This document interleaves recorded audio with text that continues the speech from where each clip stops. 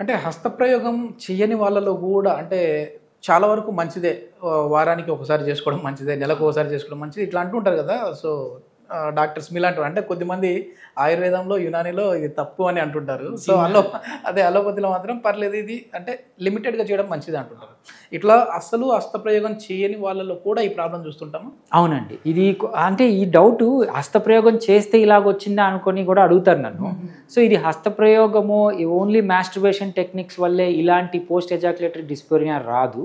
దీనికి చాలా కారణాలుంటాయి. మనం ఇంతకుముందు మాట్లాడుకున్నట్టు ఇన్ఫెక్షన్స్ నుంచి యాంటామికల్ సిస్ట్‌ల కాడ నుంచి చాలా ఉంటాయి. కానీ మాస్టర్బేషన్ వల్ల యాక్చువల్లీ పోస్ట్ ఎజాక్యులేటరీ డిస్పోరియా కొద్దిగా తగ్గుతుంది. కానీ దాని మీద ఆధారపడిపోము పొండి అని చెప్పం. ఎందుకంటే అది మళ్ళీ సైకలాజికల్ ఇష్యూస్‌కి దారితీస్తుందని వీక్లీ వన్స్ మనం ముందు కూడా చర్చించుకున్నట్టు వీక్లీ వన్స్ సరిపోతుంది అనుకుంటున్నాం. ఇప్పుడు పూర్తిగా దానికే అడిక్ట్ అయిన వాళ్ళు ఉంటారు కదా సార్, అట్లాంటి వాళ్ళకి ఎట్లాంటి సమస్యలు వస్తాయి అంటే హస్తప్రయోగం ఎక్కువ చేసే వాళ్ళకి? ఇప్పుడు మాస్టర్బేషన్ రెగ్యులర్గా చేసుకొని అది లేకుండా ఎరెక్షన్స్ రాని వాళ్ళు ఇబ్బంది పడుతుంటారు.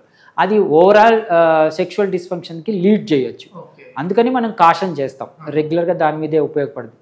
బేసికలీ డిపెండెన్సీ ఇంక్రీజ్ అవుతుంది. డిపెండెన్సీ అంటే ఏంటి అంటే ఒక పోర్న్ చూస్తారు, పోర్న్ చూసిన తర్వాత హస్తప్రయోగానికి వెళ్తారు. సో ఎప్పుడైతే ఇవి రెండు లింక్ చేస్తామో, పోర్న్ చూసిన తర్వాత హస్తప్రయోగానికి ఎప్పుడైతే లింక్ చేస్తామో వాళ్ళకి రెగ్యులర్ సెక్స్లో ఎరెక్షన్స్ రావు. సో దీన్ని పోర్న్ ఇండ్యూస్డ్ ఎరెక్షన్స్ అంటాం. ఈవెన్ మాస్టర్బేషన్లో కూడా ఎక్కువ అలవాటు పడిపోయి రియల్ సెక్స్కి వెళ్ళినప్పుడు వాళ్ళు మళ్ళీ హస్తప్రయోగం చేసుకునేసి అంగస్తంభన ప్రేరేపించాల్సి వస్తుంది. సో ఇలాంటివన్నీ ఇబ్బందులు.